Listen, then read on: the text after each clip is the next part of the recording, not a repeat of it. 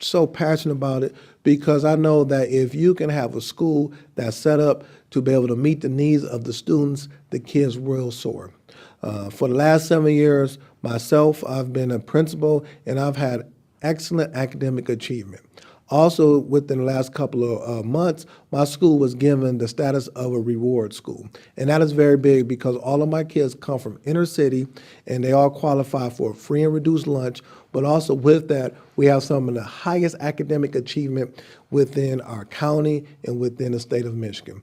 And I need to spread this word out to other schools all around the world that inner city kids can learn, kids can really soar, but we have to set up our schools to be able to address the needs of our students. So that's why I'm passionate about it, because if we don't do it, who else will? Hello, my name is Sean Hurt, the school turnaround specialist, and I am so excited that I have a new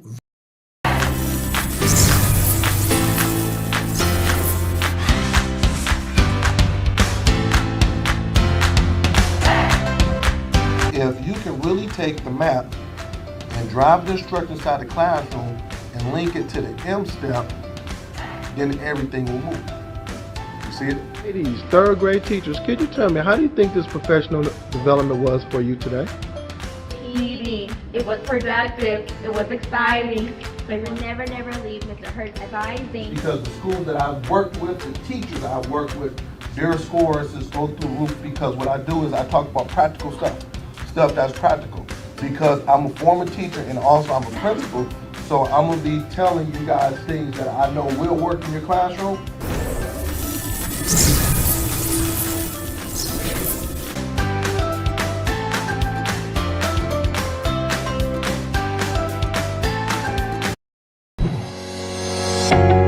So I believe that, if everybody say it can't get done, I'm like, yes it can, why not?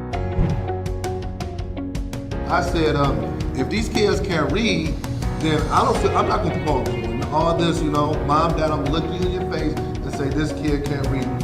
We let them down. School, parents, we let them down, but I'm not gonna take them to the next grade knowing that they're not at grade level. It's funny because I'm always like, okay, how are schools successful? Well, schools are successful when they demand greatness. Greatness doesn't come. We're about to make history. We're about to learn. We're about to grow. We're about to make history. And then, mark my word, it's going to be other school districts, other places around it that's going to be doing this thing. We're going to be the first model. And I'm speaking that into existence, okay?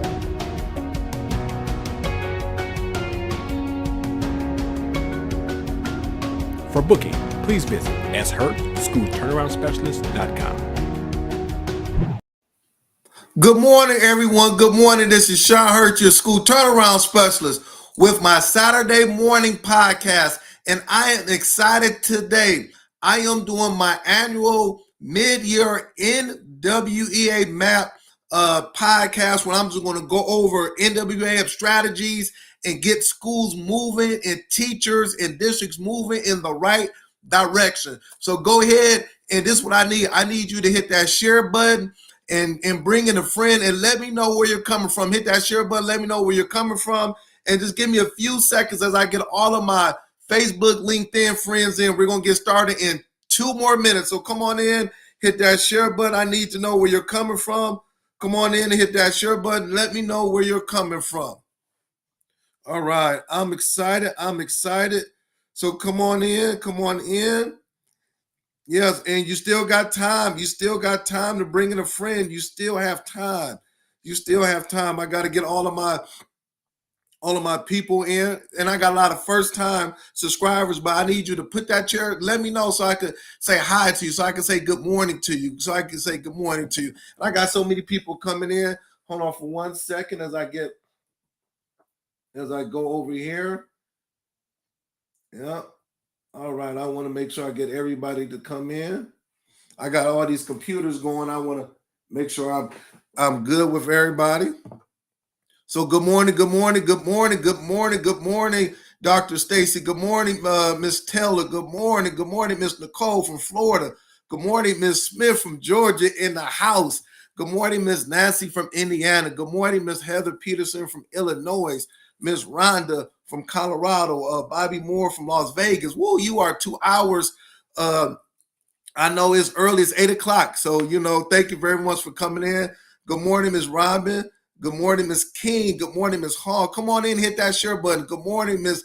Dawn, Miss Dawn from Texas. Good morning, Miss Sue Space from Georgia. Good morning, Miss Nicole. First timer here. Good morning. Thank you for coming in. Thank you for coming in. Thank you. Good morning, Miss Lynetta Wilson. Hit that share button. It's so many people.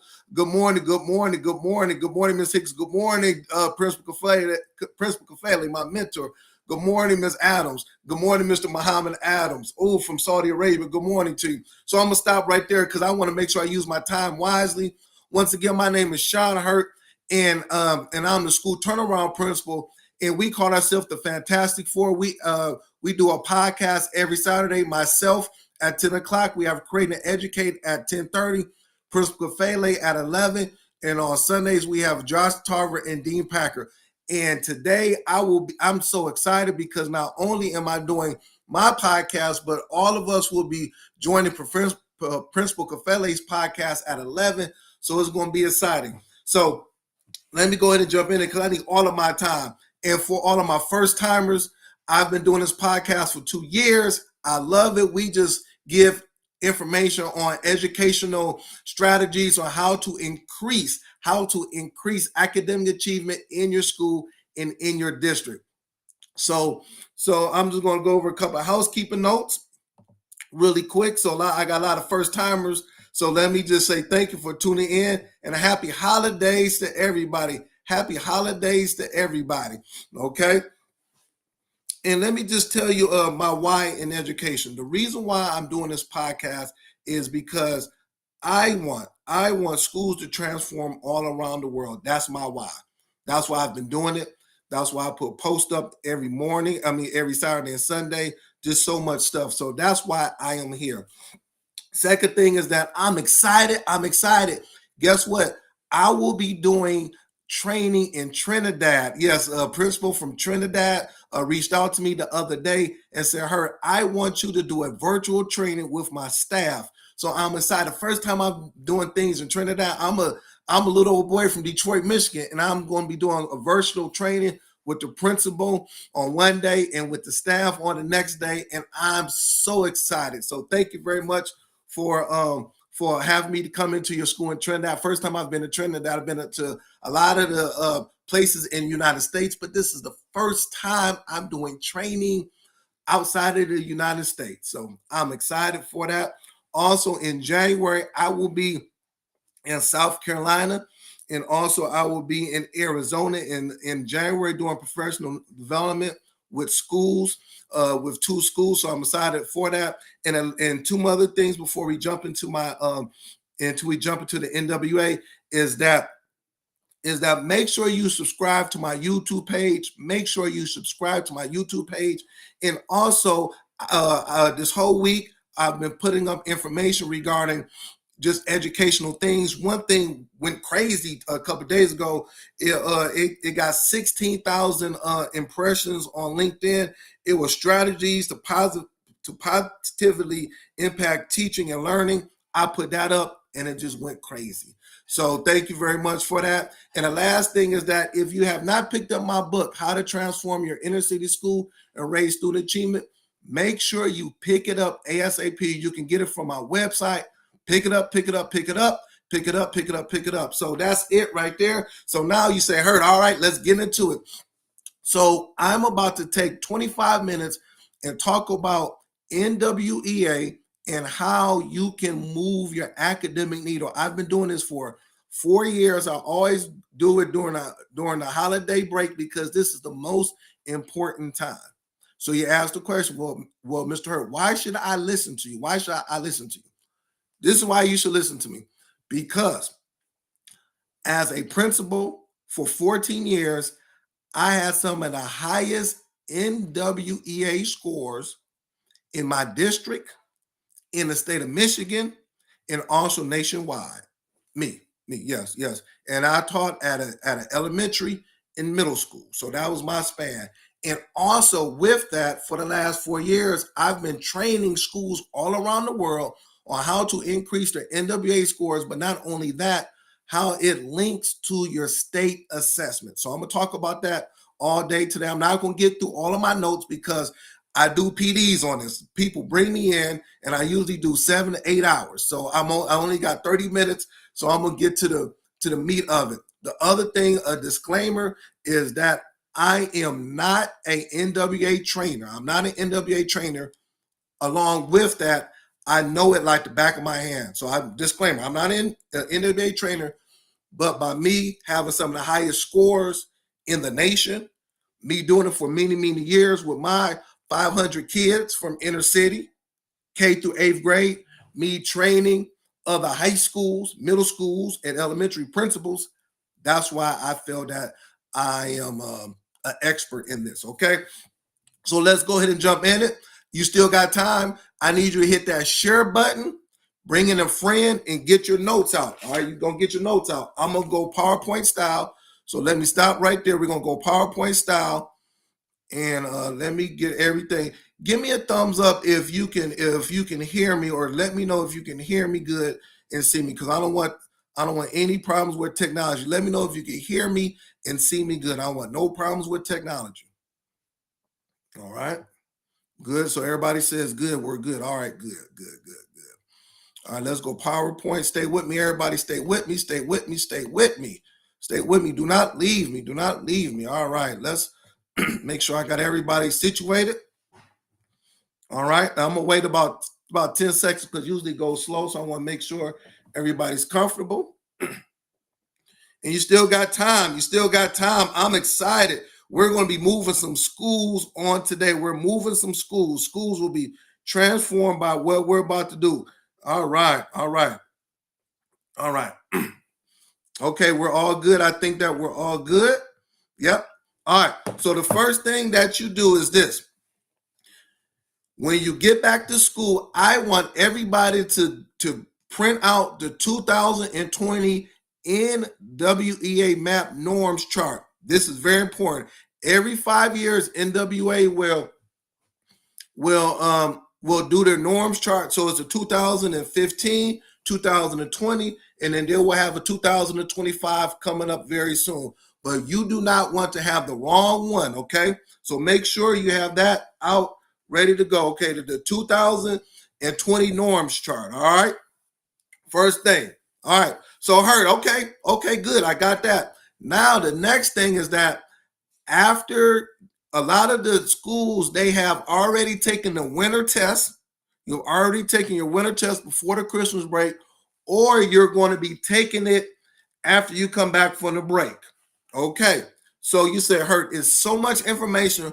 What is the first report? What is the first report that you did in order to have the highest academic growth in the nation? What is the first thing you did, Hurt? Because I want to copy you. I don't want to reinvent the wheel. I don't want to do anything different. What did you do first? The first thing I did was that I printed out, follow me very closely, I printed out the student growth summary report. Write it down. The first thing I want you to do when your students are done. If you are a teacher, you might not have this report, but this is why I want you to go to your principal and say, hey, we need to print out the student growth summary report, okay? All right. Okay. Now, this is how this report looks like, okay? Then I'm gonna take about 5 minutes so you can understand how to read this report. So let me pick with, let me be second grade, okay? So second grade, it says growth count says 44 students took the test from fall to winter. That's called the growth count. The mean RIT is saying the mean RIT is 168. It is telling me that on the average of the 44 students in the second grade, this is reading, the average RIT score was 168 out of everybody, okay? That's why you have to go back to the norms chart and say, am I at, below, or above grade level? The norms chart will show you to. So if the second grade, if you are below grade level, you will know that, hey, we are coming in at a kindergarten level or a middle kindergarten level. We're coming in a year and 5 months behind, a year and 6 months behind. That is very important. Why? Because now you have from fall to winter 12 to 15 weeks for instruction to be able to move the academic needle. Next thing is called SD. What is that? I heard that's called standard deviation. So the standard deviation for the second grade was 14.8. Let me give you a piece of information. If the standard deviation is 11 or higher, you should be, as a teacher, principal, coach, you should be seeing a lot of differentiated instruction taking place in the classroom. So if the teacher is doing whole group instruction, that means the teacher is standing up in front of the class lecturing. You will not, it will be very hard for you to grow the kids. If the standard deviation is 11 or higher, I recommend that you do a lot of differentiated instruction, because you got to be able to reach all the different learners inside of the classroom. The kids that's in the middle, the kids that's below grade level, and the kids that is above grade level. If you lecture, if you just stand up and give them worksheets, you will not be able to differentiate that instruction, and kids will not be able to grow. I'm gonna stop right there. Go ahead and let me know if this is sounding good. I'm going slow. Give me some feedback. Share it, because I got 3 more minutes on and share this. This is so important. The next thing is called the percentile. What they're saying is that all of the kids in the second grade, they are coming in at the 30th percentile nationwide. 1 being the lowest, 99th being the highest. They're coming in at the 30th percentile. So now we say, okay, you usually want to be at the 50 percentile because that's right in the middle. So now we're coming at the 30 percentile. It's not bad, but you still got room to grow. So you need to look at that. Where are my kids coming in at compared to all of the second graders in the nation? If I'm a second grade teacher, an 8th grade teacher, high school, where are my kids coming in at? Now, let's look at the winter, because now we have the winter testing taking place, the winter. That's why it's so important. So they went from a 168 to a 182. Okay. So they improved. We see it. The standard deviation is still 14.8. That is fine. If it's higher, it does not mean that the kid's not learning. It just lets you know that you have a lot of different learners in the second grade, in the 10th grade, in the 9th grade. Okay. Follow me very closely. So we are still doing differentiated instruction in the classroom. You're still differentiating instruction. But look here. They went from a 30th percentile to a 56th percentile. That means those 44 kids in the second grade is growing. That means those kids in the second grade is growing. Now, this is the other part. Let's go to projected growth. NWEA said that these kids that coming out 168, the projected growth should be 8 points. So they say for the last 5 years, kids coming in at 168, on an average, they grow 8 rich scores. But that doesn't make sense, because if I grow 8 rich scores, this is going to, what NWA always says is that they want you to grow 1 year's worth of growth. Follow me very closely, everybody. 1 year's worth of growth. Well, if I grow 1 year's worth of growth, I'm going to still be behind because my kids came in below grade level. So what was my observed growth? What did I actually do? What did my second graders actually do? They actually grew 13 rich scores. So they almost doubled what NWA said. So consequently, that's why they went from the 30th percentile to the 56th percentile, because they almost doubled the projected growth. Projected, what NWA said was 8.8. That is on pace for a year's worth of growth.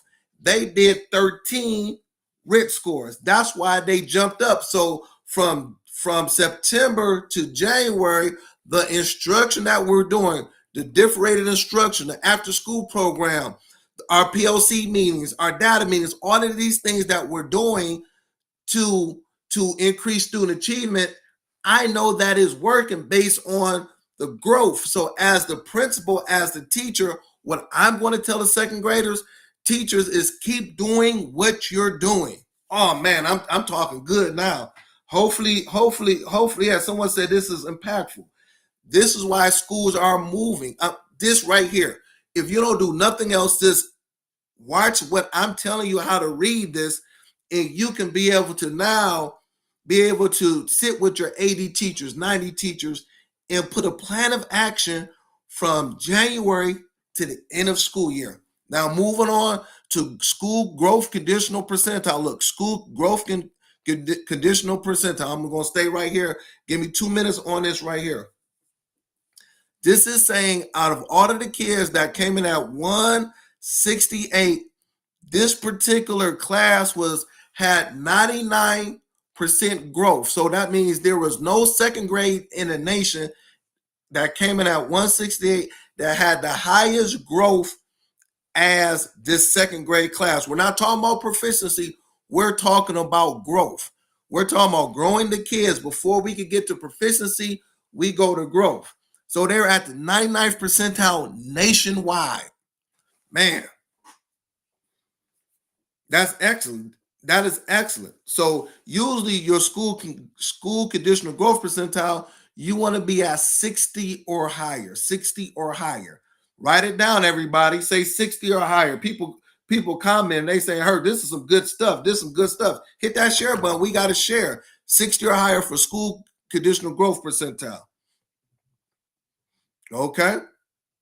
Now, this last column, we're going to go to the next thing, is that count with projection. You have 44 students. Count met projections. Out of 44 students, 31 students met their mid-year growth projections. That means 70% of my students met their mid-year growth projections. Usually you want this to be at about 65 or higher for the percentage. So what I'm saying is this, all in a nutshell, if the percent met projections at 65 or higher, your school conditional growth percentile will be very high. Your percentile regarding kids moving from fall to winter will be high. That's why this right here, if you don't do nothing else, this report, the student growth summary report, is so critical. All right. Okay. I'm gonna stop right there. Everybody's go ahead and leave some comments. Tell me if this right here was good information. Let me know. Oh wow, I got 8 more minutes. Man, time flies. So let's go to the next thing. Next report that you do is called the class report or grade report, because someone said, "Hurt, I'm a teacher. Are you going to be able to, during your NWA MAP session, are you going to talk to?" Yes, I'm going to talk to the teachers. So as a teacher, you want to print out your class report. If I am a coach, a assistant principal, a principal, superintendent, I will do the grade report, because that gives me all 130 of my students. My class report, I'm the classroom teacher, it will print out mine. So let me explain this very, very, very, very clear. This is the winter. This is winter, right? It's gonna look like this. The top column will say the number of students in the class. That's 19. The second row says the mean writ. That means you had the average mean writ for this particular class was 171. So now that's why you got to have the norms report to say, I'm teaching math, I'm second grade. Where should we be at in the winter time regarding our mean writ? So now as a teacher, I can say, all right, am I at, below, or beneath grade level? We got that, right? So just scrolling down here, it says the norm grade level mean writ is 175. That means that they came in they're 4 risk scores below their grade level. But this is where I want you to look at right here. Everybody look at this right here. Students at above grade level mean writ. They're saying that 8 kids are at or above grade level mean writ. So what does that mean? That means if I take the Georgia state test, the Illinois state test, the Michigan state test, the Florida state test, the Texas state test, the California state test, the Las Vegas state test, whatever state you're in, they're saying that 8 kids will have an 80% chance of being proficient on the state test. I'm going to say this again. They're saying that 8 kids out of 19 will have an 80% chance of being proficient on the state test. This is why this is important, because now your state test is in April, May, right? Right? April, May. In Michigan, we start in April. The M-Step started in April. A lot of us start in April. So now I have January, February, March. I have 3 months, or probably 3.5 months, to be able to move more kids instead of 8 kids. How many more kids can I move to be proficient? It's telling me I got 8, but I got 3. I got 3.5 months to be able to move more kids. So let me explain to you what kids you need to move and how you need to move it, okay? So they're saying 8. So if you use your calculator, man, I got 7 more minutes. Stay with me, please. Stay with me. If you have your calculator and you say 8 divided by 19, that means 42% of the kids in the wintertime will have an 80% chance of being proficient on a state test. 42%, right? But look, we still got 3.5 months, so we need to bump those 40 from 42. We need to go to the next level. So let me show you how you can find your bubble kids or cusp kids that if you give them a little extra push, a little extra nudge after school programming, some one-on-one, they can be proficient. So let me show you how to do this, okay? Stay with me, everybody. Stay with me. Hit that share button. Hit that share button. So look here. You have one kid that's in high. That's in blue. That means 80% or higher. Look. So that's one kid. You have 5 kids that's in high average. 5 plus 1 is 6. My magic number is 8. Follow me very closely. So that means I got to find 2 more kids. So now I go over to average because there's 2 more kids that I got to find that's part of that 8. Because remember, 1, 5, that's 6. I need 2 more. So now I go to average and I take 2 kids out of average. So consequently, my remainder number that I have in average is 2. So I took 2 kids out, my remainder is 2. So that means I have 2 students that are called my bubble or my cusp kids. 2 students. So if I take those 2 students and I say we're going to move these 2 kids, we're going to keep these 8 kids, move these 2 kids, that means I got 10 kids. So now my proficiency goes from 42. This is so good, from 42 to 52% by me moving those 2 kids. Oh man, by me moving those 2 kids. And then on top of that, not only am I moving proficiency, but now also we're seeing kids grow, because now these low kids will go into low average, move over. So everything shifts over to the right. So I'm showing you the number of kids that you have that's proficient and the number of kids that you need to have to move your bubble kids for your cusp kids. That's why the class report or the grade report is very important. If you're an administrator, the grade report, teacher class report, and it corresponds to the student growth summary. Oh man, I got 2 more minutes. I have so much. Look, I have pages of notes, but I don't want to run over my time. Stay with me. Someone said this is good stuff. Thank you.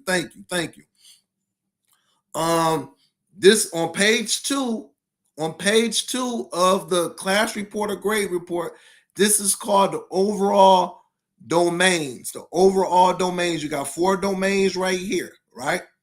What I'm telling schools is that look in the middle to find your lowest RIT score for each domain. Is right in the middle. These domains are the same domains that your kids will be tested on your state test. So why wouldn't you focusing on the area of weakness for your class or for your grade level? A lot of times we just teach to teach, but now I'm telling you, focus on the area of weakness for your grade level, and you must address that moving forward. So right here, operations and algebraic thinking, their RIT score is 170.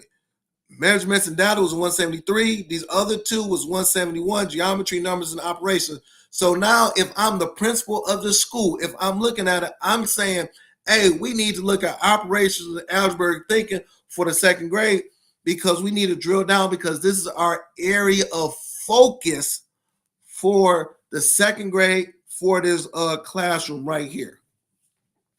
Oh, man. This is getting good. This is getting good. I got 1 more minute. Stay with me, everybody. So the third page of this report let you know these are all of the kids. I blanked out the names. I want FERPA, so I blanked out all the names. But listen.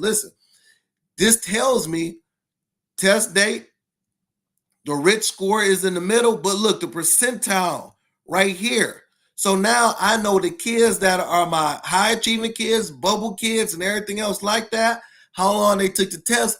But over here in this, it says A, B, C, D. This is called my instructional area performance. So for each kid, I can identify which instructional area they scored the highest in and which they score the lowest in. So consequently, remember the standard deviation, 11 or higher. Now, when I'm setting up my groups in the classroom, when I'm doing pull out, when I'm doing all these things, I can look at that and group my kids based on their needs. I don't have to figure things out.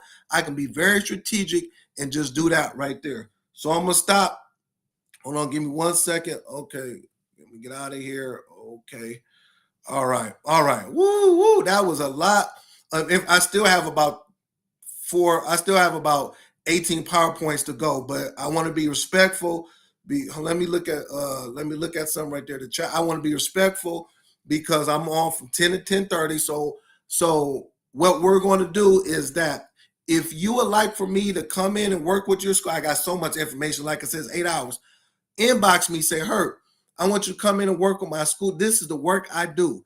I didn't even get to the point where we're going to bring in the state test information and bring all that. It's only 30 minutes. I wanted to kind of show you some things that you can take with you. I do this work all around the world. If you want me to come into your school, just inbox me. Inbox me, say, hey, Hurt, we'll set up a virtual meeting, and see what it looks like. I'm doing face-to-face. I'm doing virtuals.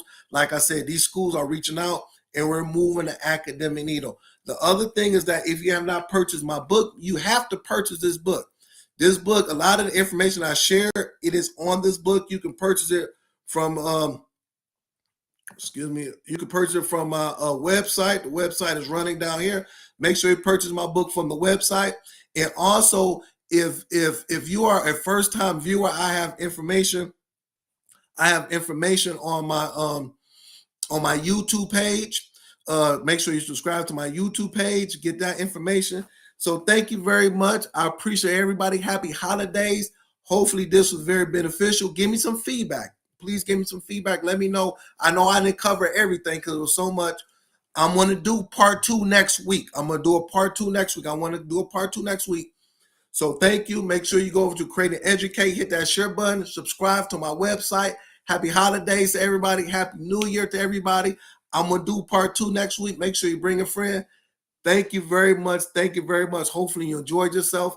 And go over to Create and Educate. That's Dr. Sheikah Houston and Tammy Taylor and Principal Kafele. We will be having I will be on Principal Kafele's podcast, the Fantastic 4 at 11.